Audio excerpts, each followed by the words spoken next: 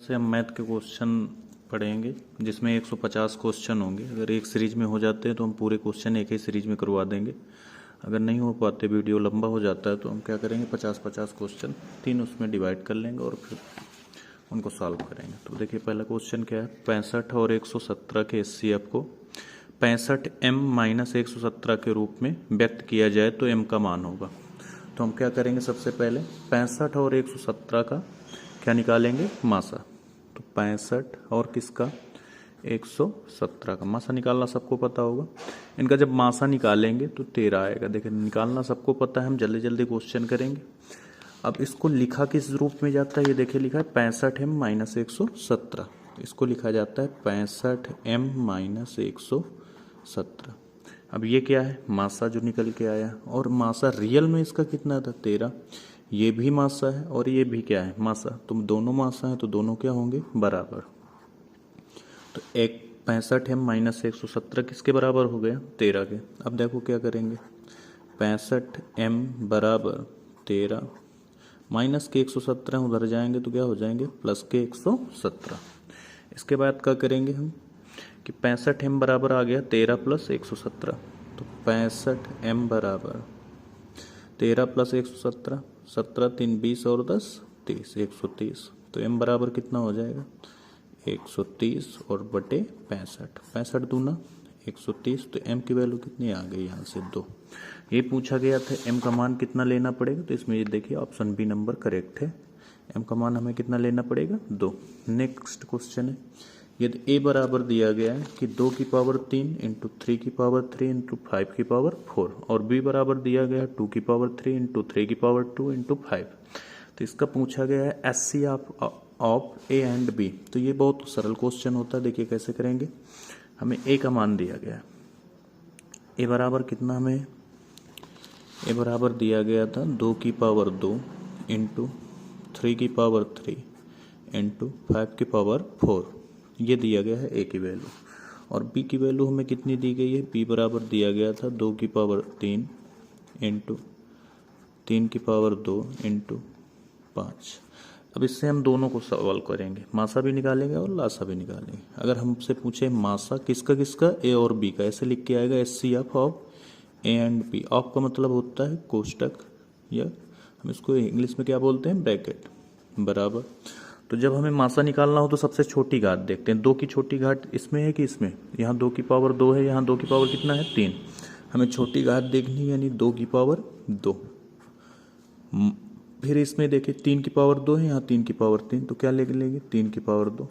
5 की पावर यहाँ 1 है, यहाँ 4 है, तो क्या ले लेंगे, 5।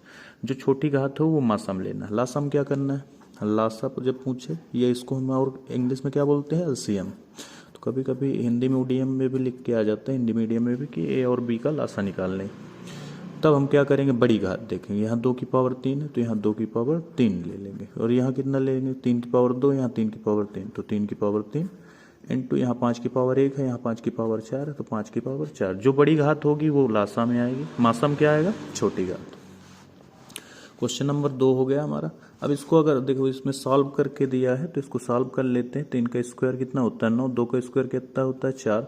9 चौको 36, ये 3 का स्क्वायर 9, 2 का स्क्वायर 4, 9 चौको 36, 36 गुणे 5, 6 पंचे 30, 5 15 और 3 हासिल वाले 18, यानी 180 आ गया। इसका आंसर कितना आ गया, 180।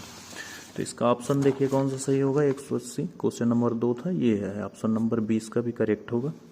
इसके बाद 144 के अभाज्य गुणनखंड में, ये अच्छा क्वेश्चन है, ये आने लायक क्वेश्चन है। देखिए लिखा है 144 के अभाज्य गुणनखंड में अभाज्य गुणनखंडों की घातों का योग। तो अभाज्य गुणनखंड की घातों का योग निकालना है। तो कैसे निकालेंगे, पहले 144 के फैक्टर करते हैं। ये तो फैक्टर आपने जाने ही होंगे कैसे करने हैं। सबसे पहले कितने से, इसमें मासा वाला भी जब निकालते हैं तब ऐसे करते हैं। तो 144 के गुणनखंड करते हैं, 2 से काटते हैं 72 आ जाएगा, फिर 2 से काटेंगे 36 आ जाएगा, फिर 2 से काटेंगे 18 आएगा, फिर 2 से काटेंगे कितना आ जाएगा, 9। फिर यहाँ 3 से काटेंगे 3, सब कैंसिल हो गया सब। अब क्या हो गया, अब इसमें पूछा है कि अभाज्य गुणनखंड की घातों का योग। तो 2 की घातें यहाँ कितनी आ गई, 1 2 3 और 4। 2 की घातें 4 आ गई, इंटू 3 की घात कितनी आई, 2। तो ये जो घातें लिखी इनका योग पूछा है, तो 4 + 2 कितना हो जाएगा 6। देखो हमने हर वैरायटी क्वेश्चन लिए हैं जिससे आपको कोई भी क्वेश्चन छूटे ना पेपर पे। हर टाइप का क्वेश्चन इसलिए ले रहे हैं कि जो आपको कोई भी क्वेश्चन ऐसा ना लगे कि एक ही तरह के दो क्वेश्चन है। नेक्स्ट क्वेश्चन एक और देख लीजिए इस पे। क्वेश्चन नंबर इसका कौन सा है 4 अभी, तो इसमें हमको पता चल गया 6 बी नंबर इसका भी। निम्न में से कौन सा सहभाज्य संख्याओं का एक युग्म है। सहभाज्य संख्याएं वो होती हैं जिनका मासा 1 आए। अगर मासा कितना हो देख लीजिए एक बार, मासा अगर 1 हो तो उनको क्या बोलते हैं सह अभाज्य। मासा अगर 1 आ जाए तो उनको क्या बोलेंगे दोस्तों सह अभाज्य संख्या। सहभाज्य संख्याओं का मासा कितना होता है 1 होता है। इसमें देखिए पहला ऑप्शन, इसको ऑप्शन करेंगे 14 और 35 का अगर मासा निकालेंगे तो ये 7 से कट जाएगा, ये भी 7 से कट जाएगा, तो इनका मासा 7 आ जाएगा। 18 25 है, इसका मासा 1 ही आएगा। इसके अलावा इसका फैक्टर होगा 5 × 5, इसका होगा 2 × 3 × 3, 3 3 9 9 दूनी 18। इसमें कोई भी कॉमन नहीं मिलेगा, जब कुछ कॉमन नहीं मिलता तो उसका क्या होगा, तो इसका भी कौन सा नंबर सही होगा बी। 31 93 का जब निकालेंगे तो 31 आ जाएगा, 31 3 का 93 होता है, तो इसका मासा 31 आ जाएगा। 32 और 64 का निकालेंगे तो 2 आ जाएगा, इसका मासा 2 से ये भी कट जाएगा, 2 भी से ये भी कट जाएगा, तो सिर्फ यही ऑप्शन होगा इसका भी बी नंबर। एक शून्योत्तर परिमेय संख्या एवं अपरिमेय संख्या, सबसे अच्छा क्वेश्चन ये है इसमें। एक शून्योत्तर परिमेय संख्या एवं अपरिमेय संख्या का गुणनफल होता है, क्या होता है सदैव परिमेय होता है, सदैव अपरिमेय होता है, परिमेय या परिमेय या एक फिर होता है। शून्योत्तर का मतलब होता है जो शून्य ना हो। शून्योत्तर का परिमेय संख्या मतलब क्या आता है जो शून्य ना हो। और एक अपरिमेय संख्या, जैसे मैंने इसको बोला, ये इसका अगर हम कहना चाहें तो ये हम बोल सकते हैं जैसे √3 है, ये क्या है हमारी अपरिमेय संख्या। और एक शून्य ना हो मतलब एक शून्योत्तर मतलब 1 हो गया, तो इनका गुणा करवाएंगे तो कितना आ जाएगा √3, ये भी क्या है एक अपरिमेय संख्या। तो यानी हमेशा ये कोई भी संख्या आप ले सकते हैं, मैंने एग्जाम्पल के लिए ये बता दिया। तो क्या शून्योत्तर परिमेय संख्या एवं एक अपरिमेय संख्या का, अब ये याद क्या रखना है, चाहे आप गुणा करवाएं परिमेय संख्या होगा, चाहे आप भाग दें, चाहे आप जोड़ करें, चाहे घटाना करें, सबका आंसर यही होगा सदैव अपरिमेय संख्या रहेगी। शून्योत्तर परिमेय संख्या एवं अपरिमेय संख्या का गुणनफल हमेशा क्या होता है अपरिमेय होता है। अगला क्वेश्चन है किसी परिमेय संख्या के समतुल्य परिमेय संख्या। अब परिमेय संख्या क्या होती है, कोई भी एक परिमेय संख्या ले लेते हैं। एक परिमेय संख्या हमने ले ली 3/4, ये परिमेय संख्या है। अब इससे कितनी इसके समतुल्य, समतुल्य का मतलब इसी तरह की कितनी और हो सकती हैं। तो इसमें अगर हम 1 का मल्टीप्लाई करवा दें ऊपर नीचे, 1 का गुणा, तो ये 3 4 आ जाएगा।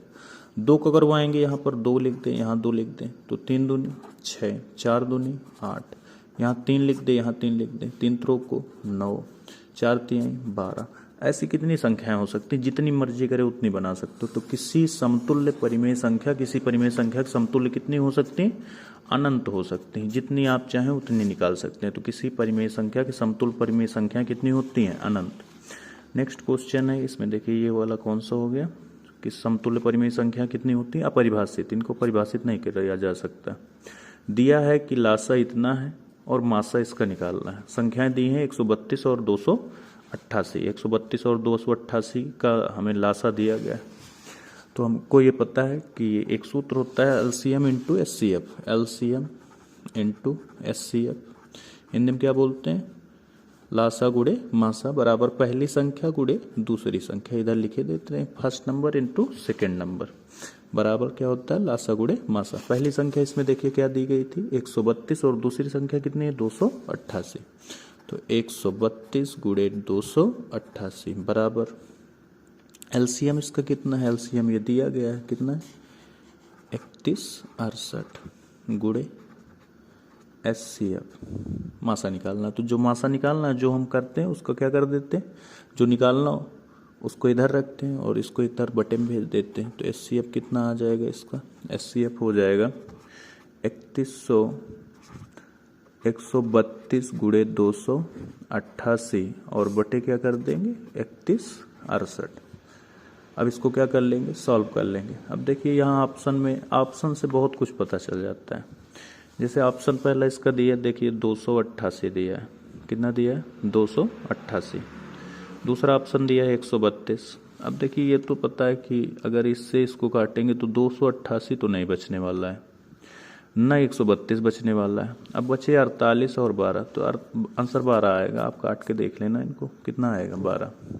अगला है पाई है, ये पूछा गया पाई 1 है, तो एक पूर्णांक है। पाई का मान तो हम मान लेते हैं कि 22/7 होता है।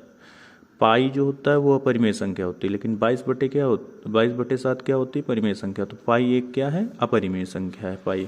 तो ये हमेशा याद रखना, पाई 1 अपरिमेय संख्या, जबकि इसका मान जो हम मान लेते हैं कि 22/7 है, ये 3.14 है, वो क्या होता है? परिमेय। दी गई संख्याओं में अभाज्य संख्या है, तो पहले जानिए अभाज्य संख्याएं क्या होती हैं। अभाज्य संख्याएं वो होती हैं जो जिनका फैक्टर 1 हो, ये वो स्वयं संख्या हो। जैसे 7 लिया हमने, तो 7 1 से कटेगी और 7 का केवल 2 ही फैक्टर हैं, 1 और 7। एक वो स्वयं होता है और एक 1 होता है, तो उसको क्या बोलते हैं? अभाज्य संख्या। जैसे हमने ले लिया 67, तो ये 1 से कटेगा और सिर्फ कितने से कटेगा? 67 से। हमने ले लिया 101, तो ये कितने से कटेगा? 1 से कटेगा और 101 से। इसके अलावा ये किसी से नहीं कटेगा, तो इनको क्या बोलते हैं? अभाज्य संख्या है। अब इसमें देखिए 0, ये हो नहीं सकता। एक इसलिए नहीं माना जाता, न एक भाज्य ना भाज्य, क्योंकि ये 1 के अलावा और किसी से नहीं कटेगा। 2, तो यही एक दुनिया में ऐसी संख्या जो भाज्य भी है, अभाज्य भी है और सम संख्या भी है। दुनिया में ऐसी और कोई संख्या नहीं मिलेगी जो सम हो और क्या हो? अभाज्य। तो ये 2 हो गया आंसर। 8 के तो फैक्टर हो जाएंगे, 2 से भी कट जाएगा और 4 से भी कट जाएगा। अगला लिखा है निम्नलिखित में से परिमेय संख्या है, इसमें परिमेय ढूंढना है। √36, इसको बाहर निकालेंगे 36 से, तो कितना आ जाएगा? 6 बाहर आ जाएगा। अब 6 प्लस का हो माइनस का हो, दोनों क्या होते हैं? परिमेय। √3 बाहर नहीं निकलेगा, √20 निकलेगा नहीं, इसमें डॉट डॉट लगा दें। अब ये भी नहीं हो सकता, इसको हम परिमेय संख्या के रूप में व्यक्त नहीं कर सकते, इस वाले को भी। तो यानी √20, √3 और √36 में से 6 इससे बाहर निकल आएगा। तो इस वजह से हम इसको क्या बोलेंगे? परिमेय संख्या। परिमेय संख्या होती क्या है? जिसे हम P/Q के रूप में लिख सकें। अब जैसे 6 बाहर निकाल लिया, 6 के बटे में कितना मान लो? 1, तो ये लिख गया P, ये लिख गया Q। PQ दोनों पूर्णांक है और इनका पूर्णांक में ये भी एक कंडीशन होती है, Q 0 के बराबर ना हो। तो Q 0 के बराबर है भी नहीं, तो इस वजह से ये क्या हो गया? परिमेय संख्या। किसी धनात्मक पूर्णांक P के लिए प्रत्येक धनात्मक विषम पूर्णांक का रूप होगा। तो धनात्मक हमें क्या देखना है? विषम पूर्णांक। देखिए जब धनात्मक सम संख्याएं का है और कोई पूर्णांक हमने इसमें दिया गया, किसी धनात्मक पूर्णांक P के लिए प्रत्येक धनात्मक विषम पूर्णांक का रूप होगा, ऑप्शन ये है।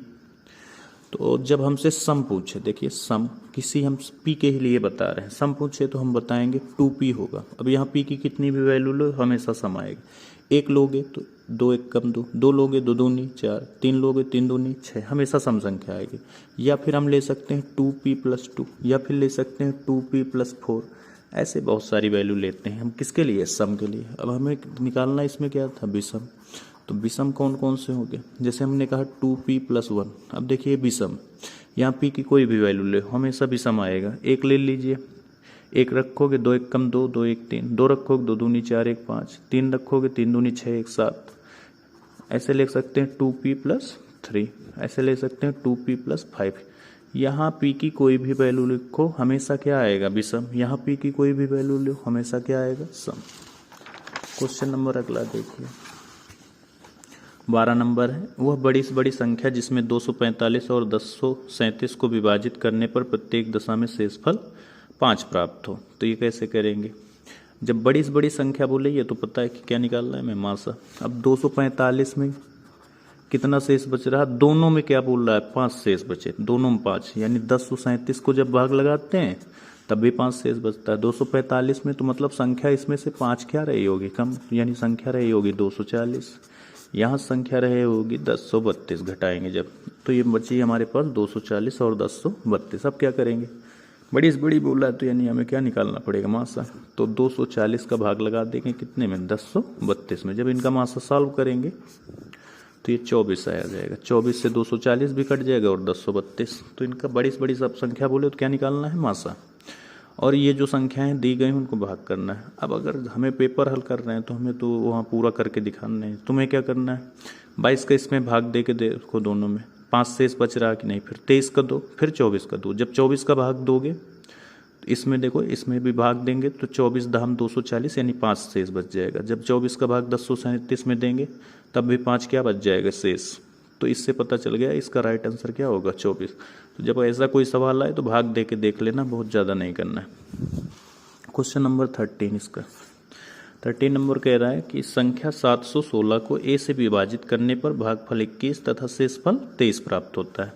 तो a का मान, यानी संख्या एक कोई a है, a को 716 को, संख्या कितनी है 716, इसको हम कितने से भाग कर रहे हैं, a से विभाजित करने पर भागफल कितना आ रहा है 21, शेषफल कितना प्राप्त हो रहा है 23। तो हमने ये पढ़ा है भाज्य बराबर क्या होता है, ये भाज्य होता है। तो भाज्य बराबर होता है भाजक, जिससे भाग दिया जाता है, ये भागफल है, यानी a गुणे 21 और प्लस का 23। भाज्य बराबर भाजक गुणे भागफल प्लस शेषफल। अब इसको सॉल्व कर लीजिए। 23 इधर आएंगे तो काहे हो जाएंगे माइनस को, 21 को गुणा में तो कितने हो जाएगा 21 से, इधर ले आओ इसको माइनस में। तो 716 में हम क्या कर देते हैं 23 को माइनस कर देते हैं। 6 पे 3 गए तो कितना बचेंगे 3, यहाँ पर कितने बचे 11, यहाँ पर बचेंगे 9, यहाँ पर कितने बचेंगे 6, 693। तो ए बराबर कितना हो जाएगा 693 और बटे कितने 21। तो ए बराबर 21 त्रिका 63, कितने बचे 6, फिर यहाँ से 63 हो जाएगा 21 त्रिका 63। तो ये कितना आ गया 21 त्रिका 63, 21 त्रिका 63। तो ये बराबर कितना आ गया 33, यानी इसका कौन सा ऑप्शन सही होगा सी नंबर। अगला क्वेश्चन देखिए, इसमें लिखा है 17 गुणे 5 गुणे 11 गुणे 8 गुणे 2 प्लस 2 गुणे 11 एक भाज्य संख्या है। तो जब इसको सॉल्व करेंगे तो इसके एक से ज़्यादा गुणनखंड आ जाएंगे। वो अगर बताया गया एक ये एक संख्या हो, स्वयं हो, इसके अलावा अगर गुणनखंड आ गए तो वो क्या होगा भाज्य संख्या होगी। तो ये सत्य है, जब इसको आप सॉल्व करोगे तो 100 ज़्यादा गुणनखंड आ जाएंगे। बस इसमें इतना ही करना है, इसको सॉल्व कर लेना, आप जल्दी हो जाएगा, क्योंकि बहुत ज़्यादा टाइम वेस्ट होगा इससे।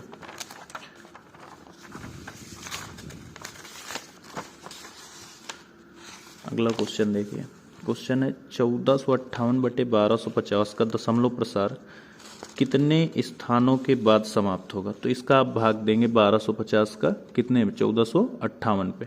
दूसरा ये मेथड होता है 1250 का तोड़ लेते हैं हम, जो ये डिनोमिनेटर होता है हर इसको तोड़ेंगे किसमें 2 और 5 के रूप में, देखेंगे 2 और 5 कितने, जिससे ये पता चल जाएगा कितने अंक बाद क्या है दशमलव। तो 1250 के हम क्या कर लेंगे यहाँ फैक्टर, 1250 के करेंगे हम फैक्टर। फिर इसमें देखेंगे 2 और 5 कितने, क्या 2 और 5 कितने, जितने इसके जोड़े बन जाए उतने ही अंक बाद क्या लगा देना है दशमलव। तो इससे डायरेक्ट पता चल जाएगा। अब क्वेश्चन नंबर देखिए 16 क्या है, लिखा है निम्न में अपरिमेय संख्या है। तो अपरिमेय संख्या भी हमने बोला था, जैसे अपरिमेय संख्या इसमें से कौन सी 125, 5 माइनस √3 √25 और ए तथा बी दोनों। देखिए इसके ऑप्शन है, थोड़ा ऑप्शन अच्छे से पढ़िएगा। अंडर रूट 125 इसको बाहर नहीं निकाला जा सकता, ये क्यूब रूट है 5 का, स्क्वायर रूट नहीं है। इसका घनमूल निकाला जा सकता है, वर्गमूल नहीं। 5 माइनस √3 ये भी अपरिमेय संख्या है, क्योंकि अपरिमेय में कोई भी, अभी हमने पीछे पढ़ा था कि शून्येतर कोई भी परिमेय संख्या जोड़ो घटाओ भाग दो गुणा करो वो हमेशा क्या रहती है अपरिमेय। तो ये भी अपरिमेय है, ये भी अपरिमेय। तो इसका डी ऑप्शन सही होगा कि ए तथा बी दोनों।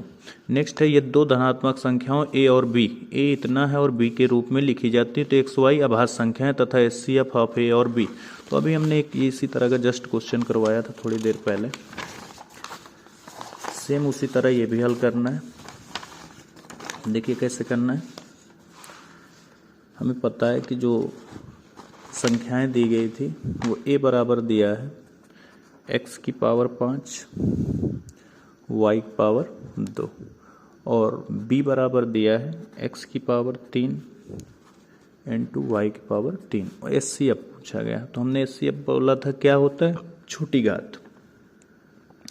x की पावर यहाँ से कितना ले लेंगे 3 और y की पावर कितनी ले लेंगे 2।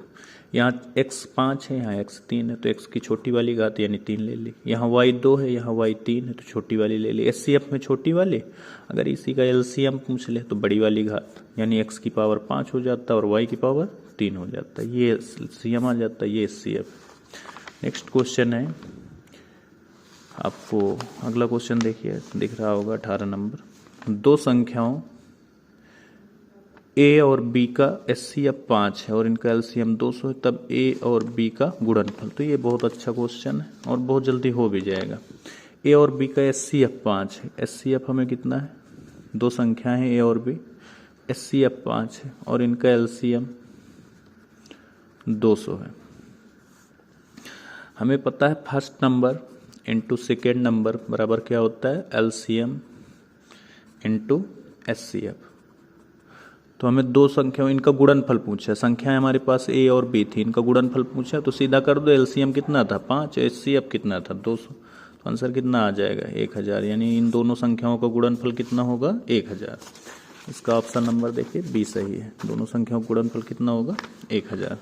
अगला क्वेश्चन है √2 √3 के बीच एक अपरिमेय संख्या है। √2 और √3 के बीच हमें क्या निकालनी है, एक परिमेय संख्या। तो √2 का मान होता है 1.41 और इसका मान होता है 1.73, यानी 1.41 1.73 के बीच हमें परिमेय संख्या ढूंढनी है। अब इसमें ऑप्शन में देखना है, पहला ऑप्शन है देखिए 2 6/2, यानी इसका जब भाग देंगे 2 का 6 में तो कितना आएगा 3।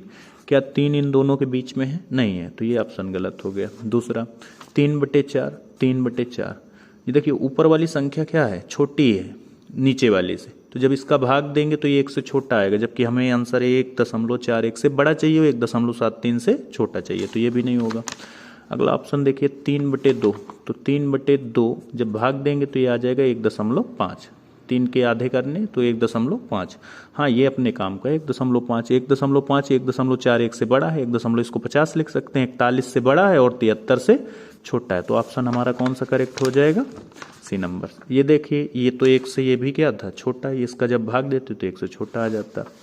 अगला क्वेश्चन देखिए 0.37 और 7 के ऊपर लगा है बार, 0.37 बार को परिमेय संख्या के रूप में। तो इसको देखो हम ट्रिक से करेंगे, बहुत ज़्यादा टाइम वेस्ट नहीं करेंगे। जिसके देखो पहले जिसके ऊपर बार लगा है, अब मान लो जैसे इसके एक क्वेश्चन हम पहले बता देते हैं कि जैसे लगा होता है 0.41, इसके दोनों के ऊपर बार लगा है ऐसे, तो हम क्या करते 41 लिखते और दोनों के ऊपर बार लिखा है तो 2 9 लिख देते नीचे, आंसर हो गया 41/99। आप करके देख लेना, इतना ही आएगा। अब इसमें क्या करेंगे, जिसके ऊपर बार लगा हो पहले तो ये संख्या उतार ली है 37, इसमें बार नहीं लगा है तो इसको माइनस कर लेंगे, जिसमें बार नहीं लगेगा उसको माइनस कर देंगे, बटे लिखेंगे। जिसके ऊपर बार था उसके लिए 9 लिखेंगे, जिसके ऊपर बार नहीं था उसके लिए 0। अब 37 में 3 गए, कितने बचे 34 और बटे 90, इतना आंसर आ रहा है हमारा 34/90। ऑप्शन देखेंगे तो 34/90 तो नहीं मिल रहा, 34/99 मिल रहा है। तो अगर देखें हम जो आया आंसर 34/90 में अगर 2 का गुणा करवा दें तो 34 दूना 68 और 90 दूना 180, यानी ये जो आंसर आया इसमें हम 2 का क्या करवा दें गुणा, 34 दूना 68 और 90 दूना 2 का गुणा ऊपर नीचे दोनों जगह होगा, 90 दूना 180, आंसर मैच। देखिए आंसर हमने खुद इसलिए बनाए थे कि आपको आंसर के मतलब अगर कभी एग्जामिनर को खिलवाड़ करना हो ऑप्शन के साथ तो ऐसे ऑप्शन भी दे सकता है। अगला क्वेश्चन देखिए क्या है, सॉरी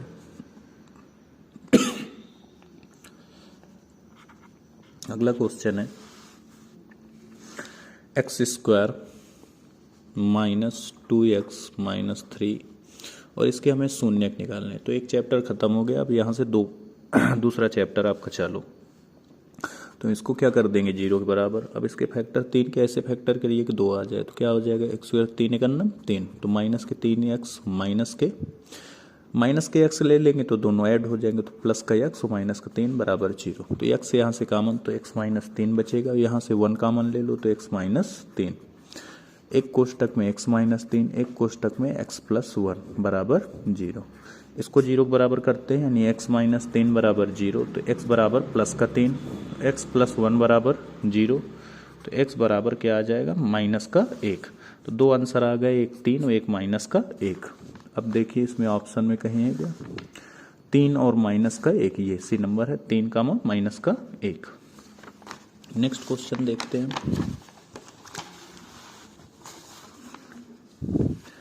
क्वेश्चन नंबर देखिए अगला है कि 3x² प्लस 5x माइनस 2 के शून्यक को योगफल।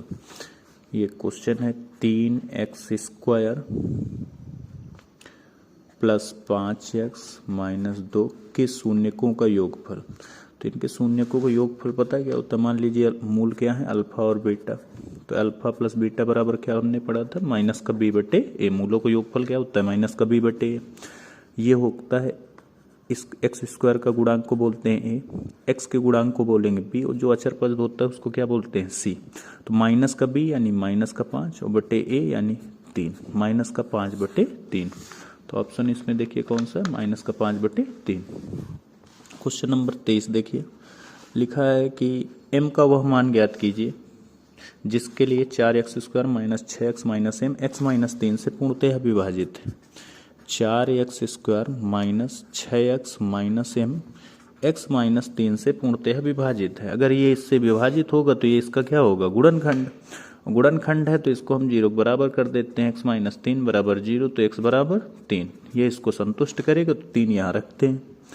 4x की जगह हमें कितना पुट करना है, 3। तो 4 इंटू 3 का स्क्वायर माइनस 6 इंटू एक्स की जगह 3 माइनस m बराबर क्या, 0। तो 4 3 का स्क्वायर क्या होता है, 9 माइनस 36 का 18 माइनस m बराबर 0। अब ये देखिए नचो को 36 में 18 गए तो प्लस के 18 माइनस के m बराबर क्या, 0। तो माइनस m बराबर माइनस के 18, माइनस से माइनस कैंसिल, तो m बराबर कितना आ जाएगा, 18। तो यानी m का मान हमें कितना लेना पड़ेगा इसमें, 18। क्वेश्चन नंबर 23 से, और इसका कौन सा ऑप्शन सही, ए ऑप्शन। अब क्वेश्चन नंबर 24 देखते हैं। 24 नंबर क्या कह रहा है, यदि द्विघात समीकरण k माइनस 1 x² प्लस के एक्स प्लस 1 के शून्यकों में से एक शून्यक माइनस 3 है, तो k का मान हमें बताना है। तो हमारे पास क्या है, k minus 1 into x² plus के एक्स और प्लस 1 के शून्यकों में से एक शून्यक हमें पता है कि माइनस का कितना है, 3। तो हम रख देते हैं कि इनमें शून्यक जो है तो इसको संतुष्ट करेगा, तो इसमें रख देते हैं x की जगह। तो k माइनस 1 वैसे ही रहेगा, x की जगह रख देते हैं माइनस 3 का स्क्वायर प्लस, अब देखिए ये ब्रैकेट क्यों लगाया, क्योंकि दो चिन्ह एक साथ नहीं आ सकते। तो माइनस 3 इंटू के, या ऐसे लिख सकते हैं k इंटू माइनस 3, ठीक है। अब x की जगह मैंने माइनस 3 रख दिया, k और प्लस का 1 और बराबर कितना, 0। माइनस 3 का स्क्वायर करेंगे प्लस का 9 आ जाएगा, 9 का गुणा k में करवाएंगे तो 9k, फिर इधर माइनस 3 का स्क्वायर वही 9, 9 का गुणा माइनस 1 में तो माइनस का 9, ये प्लस है ये माइनस है, तो माइनस 3k प्लस 1 बराबर कितना, 0। थोड़ा फास्ट इसलिए ले रहा हूँ क्योंकि एग्जाम की तैयारी भी करना है, तो जल्दी जल्दी करते हैं। 9k में 3k गए तो कितने बचेंगे, 6k। 9 में 1 गए तो माइनस के क्या बचेंगे, 8 बराबर 0। तो 6k बराबर कितने हो गए, प्लस के 8, तो k बराबर कितना हो जाएगा, 8 बटे 6। इससे इसको डिवाइड कर देते हैं, तो ये 8 से कटेगा तो कितना आ जाएगा, 4 और बटे कितना, 3। तो इस सर कितना आ गया, 4 बटे 3। तो k का मान कितना होगा दोस्तों, 4 बटे 3। 24 क्वेश्चन हो गए। अब 25वां क्वेश्चन देखते हैं। 25वां क्वेश्चन इधर लगा लेते हैं, इधर जगह है अभी। क्वेश्चन नंबर 25वां क्वेश्चन क्या है कि ये दिया गया है, यह द्विघात बहुपद a² प्लस 9x² इतने का एक शून्यक दूसरे का व्युत्क्रम है। तो देखिए हम इसको तभी हल कर सकते हैं जब इससे ये व्युत्क्रम वाला कुछ केस बना सके। अब मान लीजिए एक अल्फा है मूल, तो इसका व्युत्क्रम क्या होगा, 1/अल्फा। एक अल्फा है तो दूसरा क्या होगा, 1/अल्फा। और इनका हमें क्या पता है, दूसरे का व्युत्क्रम है, एक शून्यक दूसरे का व्युत्क्रम है, तो हम इनका गुणनफल निकाल लेते हैं। दो शून्यक है, उनका गुणनफल क्या होता है दोस्तों, c/a। दो अगर हमें मूल दिए गए तो उनका गुणनफल क्या होता है, अल्फा इंटू बीटा हमने क्या पढ़ा था, c/a। तो अल्फा की जगह अल्फा, बीटा इसका उल्टा है तो 1/अल्फा मान लिया। अल्फा से अल्फा क्या हो गया, कैंसिल, तो यहाँ बचा 1 और यहाँ c की वैल्यू देखो कि यहाँ कितनी दी गई है, 6। दूसरा यहाँ इसकी वैल्यू कितनी दी गई है, a की जगह देखो ये दिया गया है a² प्लस 9, तो a² प्लस 9 क्रॉस मल्टीप्लाई करो, a² plus 9 equal to 6a। इसको इधर ले आओ तो a² माइनस का 6a और प्लस का 9 बराबर 0। ये लिखा है देखियो A square plus B square, B square की जगह कितना है 3 का स्क्वायर, इसको 3 का स्क्वायर लिख सकते हैं। तो यानी ये बन गया a माइनस 3 का होल स्क्वायर बराबर 0। यानी यहाँ से a बराबर कितना आ जाएगा, माइनस का 3 है तो उधर जाके क्या हो जाएगा प्लस का 3, यानी a की वैल्यू कितनी आएगी प्लस का 3। 2 बार लिखने से कोई मतलब नहीं, तो इसका ऑप्शन बी नंबर करेक्ट हो जाएगा।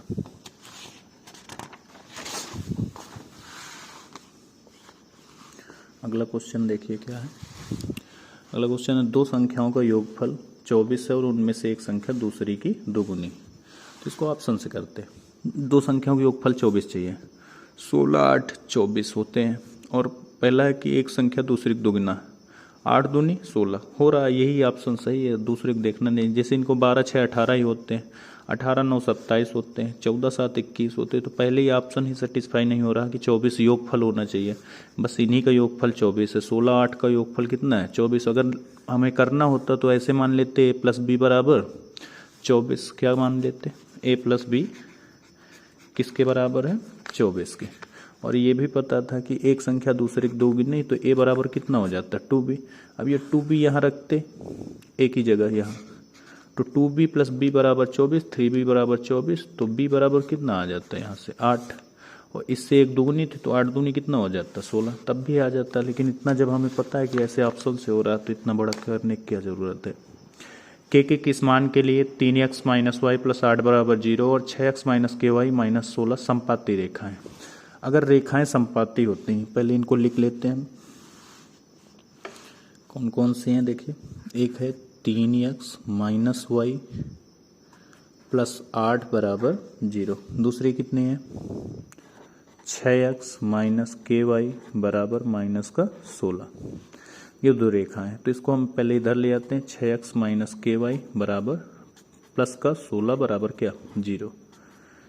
अब देखिए दो रेखाएं संपाती, तो हमें कंडीशन पता है संपाती रेखाओं की a1 बटे a2 बराबर b1 बटे b2 बराबर c1 बटे c2 होता है। अब यहाँ से हम a1 कितना होता है, यहाँ x का गुणांक, तो कितना आ जाएगा 3 बटे a2 कितना है 6 बराबर b1 कितना है माइनस का 1, यहाँ y का गुणांक, तो यहाँ कितना लिखा है माइनस का 1, और यहाँ कितना लिखा है माइनस का k। 3 1 कम 3, 3 दूनी 6, माइनस से माइनस कैंसिल, k का इधर मल्टीप्लाई तो k, और 2 का इधर, 2 1 2, तो k की वैल्यू कितनी आ गई यहाँ से 2, माइनस से माइनस कैंसिल, 3 1 3, 3 दूनी 6, k का इधर गुड़ा 1 में तो 1, और 2 का इधर गुड़ा 2 1 2। क्वेश्चन नंबर 1 कौन सा था 1 बटे के का मान कितना आ रहा है 2, तो ये वाला ऑप्शन सी सही होगा। अब क्वेश्चन नंबर देखिए 28 नंबर कह रहा है रैखिक समीकरण युग्म x प्लस वाई बराबर 10 और x माइनस वाई बराबर 4 का हल है। तो x प्लस वाई बराबर हमें कितना दिया गया, x प्लस वाई बराबर 10 दिया गया और x माइनस वाई बराबर 4। तो इसके नीचे लिखते हैं x माइनस वाई बराबर कितना 4। अब इनको सॉल्व कर लेते हैं। देखो दोनों को ऐड कर दो, इससे ये कैंसिल, तो x कितना हो गया 2x, और 10 4 कितने हो गए 14, तो x बराबर कितने हो गए 14 बटे 2, यानी x बराबर कितना आ गया 7। अब इसकी वैल्यू किसी में भी पुट कर दो, समीकरण 1 या 2 में, इसको 1 मान लो, इसको 2, तो समीकरण 1 में रख दो। x की जगह कितना रखना है 7, और प्लस का क्या y बराबर कितना 10, तो y बराबर 10 माइनस 7 यानी कितना आ जाएगा 3। तो x की वैल्यू आ गई 7, y की कितनी 3। इसका ऑप्शन देख लो, x की वैल्यू 7 और y की वैल्यू 3, ये भी ऑप्शन है, x बराबर 7 y बराबर 3। क्वेश्चन नंबर 29 है यदि रैखिक समीकरण युग्म 2x प्लस 3y बराबर 5 और ये 4x प्लस ky बराबर 10 के अपरिमित रूप से अनेक हल है तो k का मान। अपरिमित रूप से अनेक हल होने का मतलब होता है वो रेखाएं क्या हैं संपाती, तभी अपरिमित रूप से अनेक हल होंगे। तो देखते हैं एक बार इसको करके। 2x प्लस 3y बराबर कितना था 5, 4x प्लस ky बराबर 10, ये दोनों एक ही बात होते हैं। अपरिमित रूप से अनेक हल बोले तब भी क्या होता है वो रेखाएं संपाती होती हैं। तो इनके मान निकालना है हमें k की वैल्यू, तो वही इसी तरह सेम करते हैं। हमें यहाँ से बताइए a1 बटे a2 बराबर क्या होता है b1 बटे b2 बराबर c1 बटे c2। वैसे हमको इतनी ज़रूरत नहीं पड़ेगी, इसी से हो जाएगा। 2 a2 कितना है 4 बराबर b1 कितना है 3, b2 कितना है ये है k, तो यहाँ के लिख दो 2 एक अन्नम 2, 2 दूनी 4, के इधर गुड़ा और 2 का इधर, के बराबर कितना आ गया 6। यहाँ ज़्यादा दिमाग नहीं लगाना पड़ा, के का मान कितना आ गया 6। ये ऑप्शन कौन सा सही होगा इसका, डी नंबर। m के किस मान के लिए समीकरण युग्म x माइनस 2y तथा 3x प्लस my बराबर 1 का एक अद्वितीय हल होगा। अद्वितीय हल में क्या होता था, a1/a2 not equal to b1/b2। उसको चलिए निकालते हैं। क्या लिखते हैं पहले, x माइनस कितना था,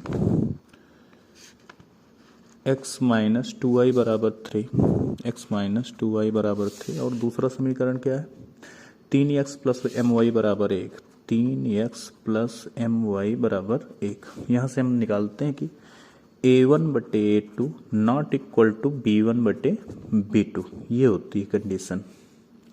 a1 की वैल्यू कितनी है 1, यहाँ से देखिए a1 1 है, बटे a2 यहाँ 3 है, b1 माइनस का 2 है और b2 कितना है m।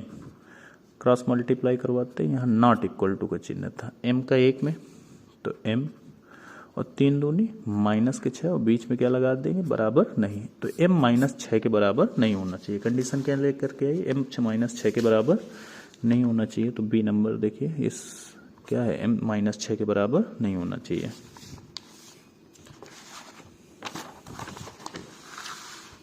अगला क्वेश्चन देखिए क्या लिखा है, कौन सा नंबर है, 31 नंबर। 50 नंबर तक आज करते हैं, इसके बाद अगले दिन अगले 50 क्वेश्चन करेंगे। समीकरण 3x प्लस 2y बराबर 6। समीकरण दिया गया 3x प्लस 2y बराबर 6 और दूसरा समीकरण दिया गया y बराबर 0। तो हमें बोला गया का हल होगा। तो y तो कन्फर्म है कि 0, x की वैल्यू यहाँ से निकाल लेते हैं। तो y की जगह 0 रख दो बस, 3x प्लस 2 गुणे y की जगह 0 बराबर कितना 6। यहाँ 0 हो गया सब कुछ, तो 3x बराबर कितना आ गया 6। तो x बराबर कितना आ जाएगा 6/3, 3 दूनी 6, तो ये आ गया 2। यानी x की वैल्यू होगी 2 और y की कितनी होगी 0। तो आंसर आ जाएगा 2,0। 2,0 पहला ऑप्शन ए नंबर सही है, 2,0। अगला है युगपत समीकरण x प्लस 2y बराबर 70 और 2x प्लस लेमडा y बराबर 35 का कोई हल नहीं है यदि लेमडा का मान। तो इसमें कोई हल वाले में आपको पता होगा, पहले इसको समीकरण को लिखते हैं। x प्लस 2y बराबर कितना 70 और दूसरा क्या दिया गया 2x प्लस लेमडा y बराबर 35, ये दिया गया हमें। तो इसको कैसे हल करेंगे, हमें पता है कि कोई हल नहीं होता, तो यानी क्या होता है a1/a2 बराबर b1/b2 डर नॉट इक्वल टू c1/c2। तो a1/a2, a1 कितना है 1, a2 कितना है 2, b1 कितना है 2, b2 कितना है लेमडा, क्रॉस मल्टीप्लाई लेमडा बराबर 2 दूनी 4। तो आंसर कौन सा आएगा इसका, डी नंबर। डी नंबर में देखिए दिया है लेमडा बराबर कितना दिया है 4। अगला है दो संख्याओं का योगफल और अंतर क्रमशः 8 और 2 है, संख्याएं होगी। अब ऐसे देखना हो तो ऐसे देख सकते हो, दो संख्याओं का योगफल 8 है, देखो जोड़ने से 6 2 18, 5 3 18, 7 1 18, 1 2, ये तो ऑप्शन हो नहीं सकता। अब ये बचे 3, इनका अंतर 2 होना चाहिए। 6 में 2 घटाएंगे तो कितने बचेंगे 4, ये नहीं हो सकता। 5 में 3 जाएंगे, अंतर 2 लाना है, तो उन संख्याओं को लाना है हमें 6 2 5 3 7 1। चलो एक बार देखते हैं इसको निकाल के, ये कौन सा नंबर है 33 नंबर। एक संख्या ए मान लेते हैं, दूसरी क्या मान लेते हैं बी। तो ए प्लस बी बराबर कितना है 8 दिया गया है हमें, और ए माइनस बी बराबर कितना दिया गया 2। अब यहाँ से इनको करते हैं हल, देखिए बी से बी क्या हो जाएगा कैंसिल। 2a बराबर कितना 8 और 2 10, यानी ए बराबर कितना आ गया 5। अब ए की वैल्यू यहाँ रख दो, तो 5 प्लस बी बराबर 8, तो बी बराबर 8 माइनस 5, तो बी बराबर कितना आ जाएगा 3। एक 5 हो गए, एक 3। तो क्वेश्चन ये देखिए 5 में 3 गए 2, और 5 में 3 जोड़ दो 8, तो जोड़ने से कितना आना चाहिए 8 और घटाने से कितना आना चाहिए 2, ये आ रहा है। तो ऑप्शन कौन सा सही हो जाएगा इसका, बी नंबर। अगला देखिए क्वेश्चन नंबर 34। दो संपूरक कोणों में बड़ा कोण छोटे से 18 अंश अधिक है तो बड़े कोण का मान। देखिए दो संपूरक का मतलब होता है दो ऐसे कोण ए और बी हैं जैसे, तो इनका जोड़ने से 180 होना चाहिए। संपूरक का मतलब ये होता है। और इनका छोटा कोण से अधिक है बड़ा कोण, कितना 18 है, यानी इन दोनों का अंतर a माइनस बी ये दिया गया 18। अब चाहो यहाँ से हल कर लो तुरंत, b से b कैंसिल, 2a बराबर कितना आ जाएगा 80, 10 90 198। तो यहाँ से a बराबर कितना आ जाएगा, दो गुणे में तो कहाँ चले जाएंगे बटे में, 198 में भाग दोगे दो का तो कितना आ जाएगा 99, यानी a हो गया 99 और दोनों को जोड़ के लाना है कितना 180, तो b कितना हो जाएगा 81। 99 180 में घटा दोगे तो कितना बचेगा 81। तो यानी एक कोण होगा 99 और दूसरा कोण कितना होगा 81। तो ये क्वेश्चन नंबर कौन सा, इसमें हमें कौन बड़े कोण का मान, तो देखो बड़े कोण तो ऐसे भी 99 आ गया था, हमने छोटा भी बता दिया कितना होगा 81। दो असमांतर रेखाएं, दो असमांतर रेखाएं मतलब ये जैसे समांतर है, ये समांतर नहीं असमांतर, दो समांतर रेखाएं एक दूसरे को कभी नहीं काटती लेकिन जब दो असमांतर रेखाएं एक दूसरे को कितने बिंदुओं पर परिच्छेद करेंगी, अनंत बिंदुओं पर। कितने बिंदुओं पर करेंगी, अनंत बिंदुओं पर। एक भिन्न का मान 3/5 है, एक करने के लिए इसमें कितना जोड़ना होगा, एक करने के लिए इसमें कितना जोड़ना होगा। जैसे मैं कहूँ कि 10 है, हमें इसको 20 बनाना है, 15 बनाना है, 15 बनाना है तो इसमें कितना जोड़ना पड़ेगा 5। आपने आंसर कैसे दे दिया, 15 में 10 का कर दिया माइनस। तो उसी तरह हमारे पास है 3/5, इसमें बोल रहा है कितना जोड़े कि 1 हो जाए, तो हम मान लेते हैं a जोड़े, तो a जोड़ने पर 1 हो जाएगा, तो a बराबर कितना आ जाएगा 1 माइनस 3/5। 5 एकन्नम 5 और 5 में 3 गए तो कितने बचेंगे 2, तो 2/5। अगर हम 3/5 में 2/5 जोड़ दें तो कितना हो जाएगा 1। तो ऑप्शन कौन सा सही होगा, इसमें तो कोई ऑप्शन नहीं है, ये है डी नंबर, इनमें से कोई नहीं, none of these. Next question देखते हैं अगला। अगला कौन सा नंबर है 37 नंबर। देखिए लिखा है 3x² माइनस 2x माइनस 1/3 बराबर 0। इसका विविक्त कर निकालना है। तो विविक्त कर हमें पता है d होता है, d बराबर क्या होता था b² माइनस 4ac। b का मतलब कितना है -2 का स्क्वायर माइनस 4 गुणे a का मान कितना है यहाँ 3 इंटू c का मान 1/3, 3 से 3 कैंसिल, -2 का स्क्वायर 4, 4 माइनस 4 यानी कितना आ गया 0। तो इसका विविक्त कर कितना आएगा 0। ऑप्शन नंबर कौन सा सही है इसमें, डी नंबर।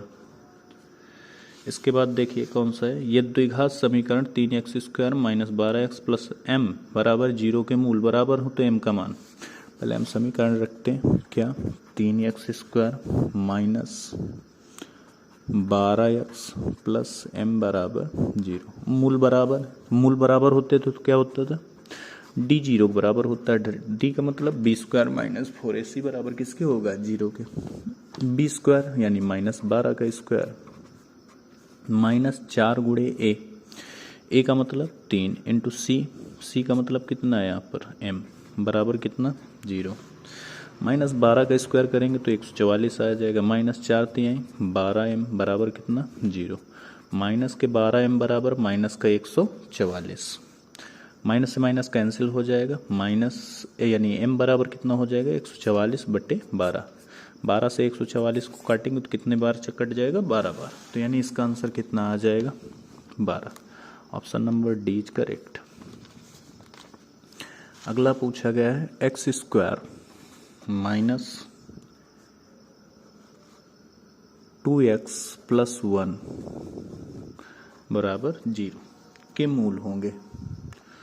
तो देखिए ये वैसे लिखा है x माइनस 1 का होल स्क्वायर, अगर नहीं समझ में आता तो इसके गुणनखंड कर लो, x² माइनस 1 का 1 करना 1 गुणा करवाने से 1 और जोड़ने से या घटाने से 2 आए तो -x प्लस 1 बराबर 0। x कॉमन ले लेंगे x माइनस 1 बचेगा, यहाँ -1 कॉमन लेंगे x माइनस 1 बचेगा। दोनों कोष्टक में x माइनस 1 और x माइनस 1 यानी दोनों को अगर 0 के बराबर करेंगे तो यहाँ से x बराबर 1, 1 प्राप्त होगा, दोनों प्लस के होंगे 1, 1। तो ऑप्शन नंबर इसका कौन सा करेक्ट हो जाएगा? पहला ये ऑप्शन ए नंबर 1,1।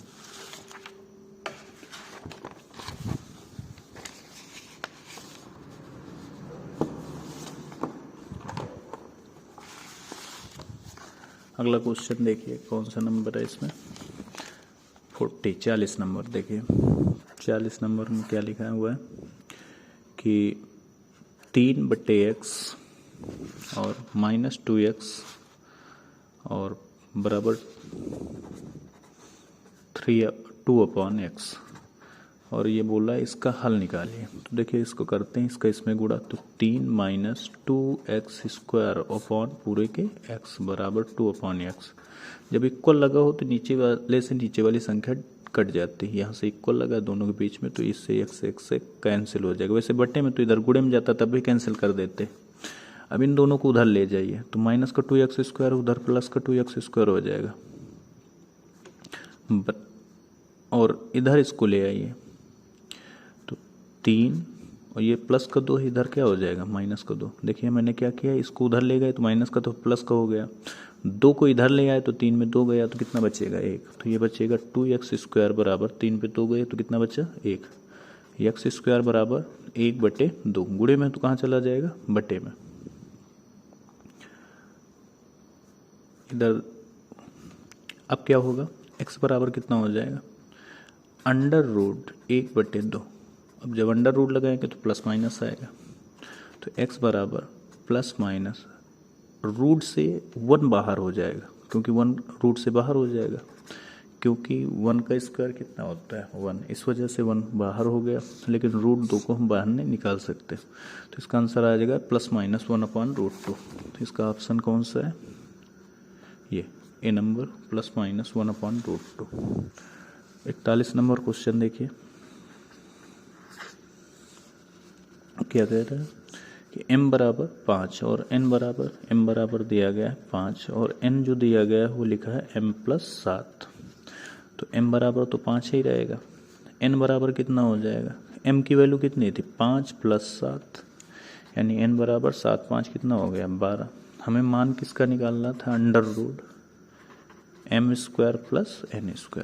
तो देखिए m² मतलब कितना 5 का स्क्वायर, n² मतलब 12 का स्क्वायर, तो 5 का स्क्वायर कितना होता है 25 और 12 का स्क्वायर कितना होता है 144।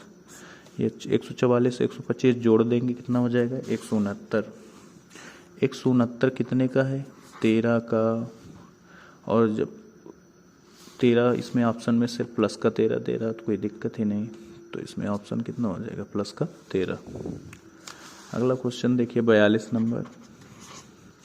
42 नंबर क्वेश्चन क्या कह रहा है कि किसी संख्या का 1/3 180 तो वह संख्या होगी। कोई संख्या है, मान लीजिए कितनी है a, इसका 1/3, 1/3 का मतलब होता है 1/3 यानी 1/3। ये कितने के बराबर दिया गया हमें 180 के, तो वह संख्या निकालनी यानी a का मान, तो ये बट्टे में तो कहाँ चला जाएगा गुणे में, और 1 का कोई मतलब नहीं होता। तो a बराबर 18 × 3 = 54, 540। तो इसका आंसर कितना आ जाता 540। C option is correct. Question number 43 number question कह रहा है यदि समीकरण x² + 2x और माइनस का कितना p बराबर 0 का एक मूल माइनस का 2 है तो p का मान बताओ। तो यहाँ रख देते हैं -2 का स्क्वायर +2 × -2 माइनस का p बराबर 0। 2 का स्क्वायर क्या होगा -2 का स्क्वायर प्लस का 4 प्लस माइनस का 4 और माइनस का p बराबर 0।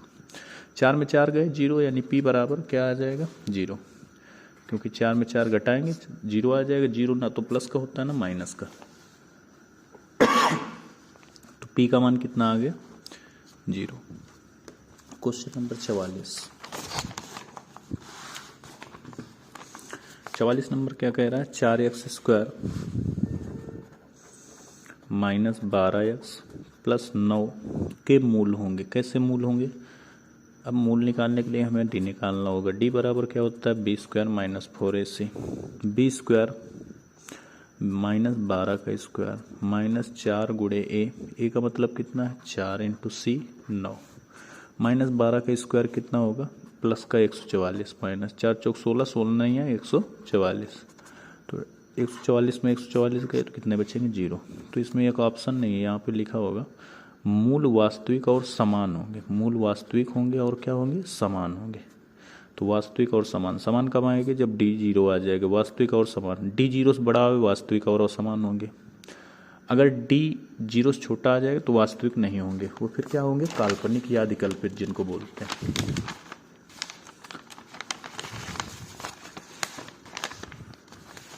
अब क्वेश्चन नंबर 45 देखिए, लिखा है यदि द्विघात समीकरण एक X square plus B X plus C के मूल समान है तो सी का मान निकालना है। हमें सी का मान ज्ञात करना है, कैसे निकालेंगे, हमें पता है कि एक समीकरण है A X square plus B X plus C बराबर 0, ये द्विघात समीकरण का मानक रूप होता है।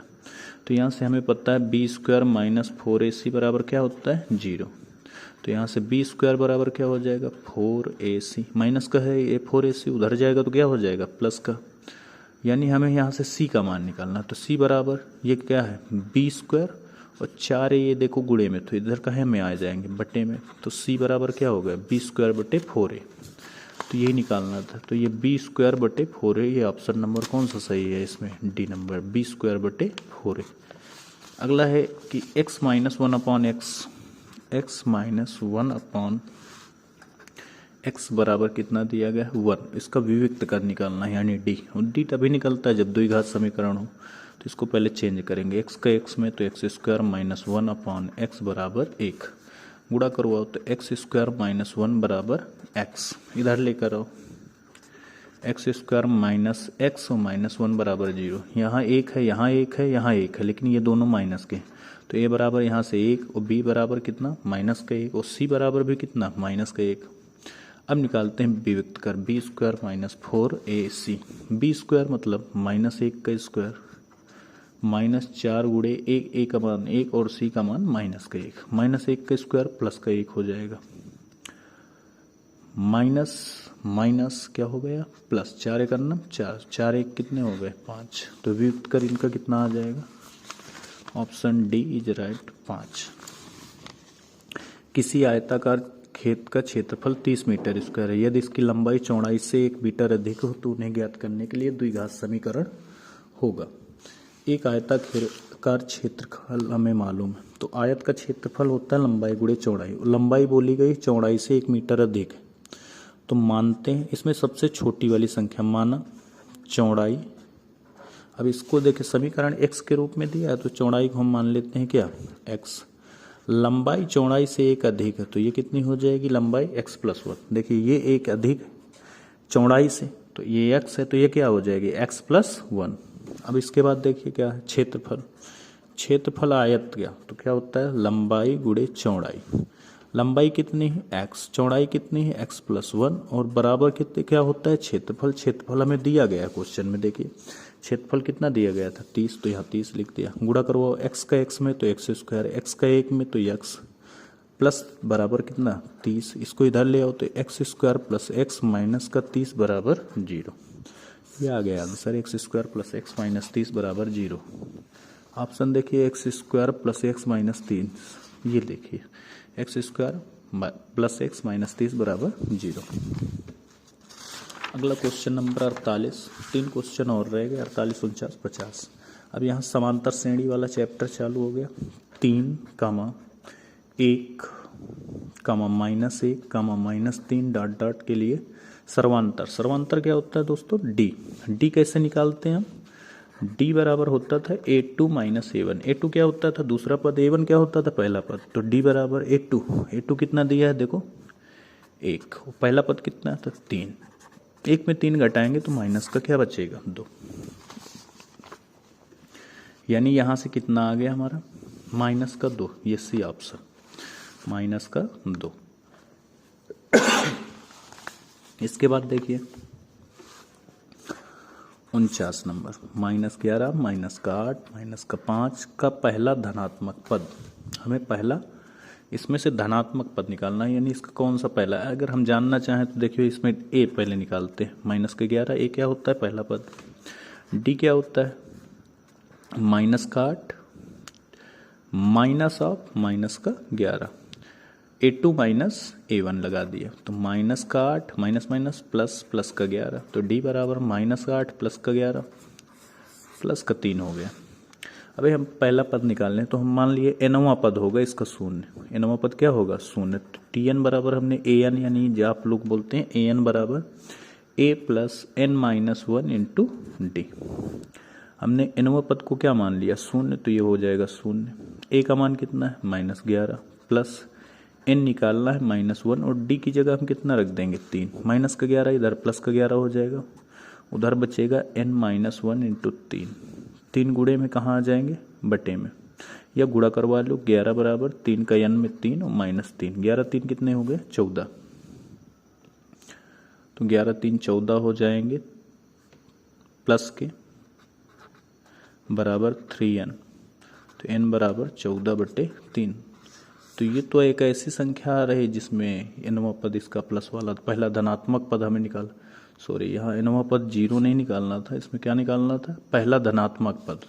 तो धनात्मक पद के लिए सबसे पहले इसमें क्या करेंगे, देखिए -5 है, अब देखिए क्या हो जाएगा, हमें उसने सोचा शून्य होगा, इस वजह से हमने ऐसा किया। पहला हम ये सोच रहे थे शून्यवां पद, तो इसमें शून्य आएगा नहीं, फिर इसके बाद 3 जोड़ेंगे, तो -5 में प्लस के 3 जोड़ेंगे तो माइनस का क्या हो जाएगा 2, फिर -2 में 3 और जोड़ेंगे तो प्लस का कितना आ जाएगा 1। ये कौन सा पद हुआ, पहला दूसरा तीसरा चौथा और पांचवा, तो पांचवा पद होगा। कौन सा पद होगा पांचवा पद, पहला धनात्मक पद पांचवा पद होगा, कितना होगा 1 होगा, कितना होगा 1, ये निकालना था, तो कितना आंसर आ जाएगा 1। अब क्वेश्चन नंबर लास्ट देखिए 50 नंबर।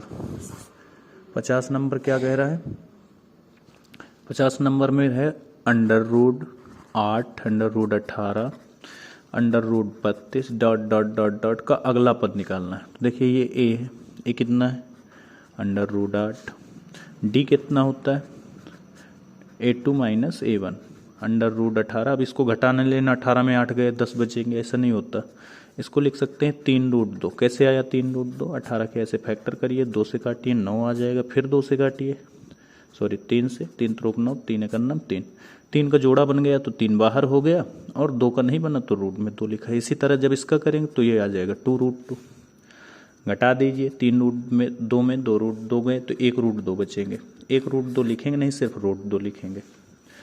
अब देखिए कौन सा पद पहला दूसरा तीसरा चौथा निकालना है। चौथा पद कितना होगा, अगला पद निकालना था यानी चौथा, तो A4 A plus 3D, A का मतलब कितना है √8 प्लस 3 और D का मतलब कितना है √2।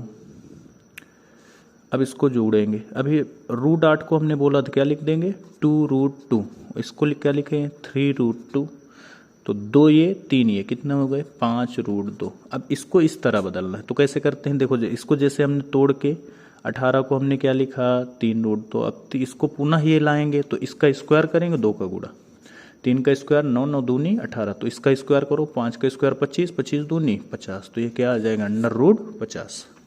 तो आंसर इसका क्या होगा √50। ऑप्शन कौन सा सही है इसका, ये है।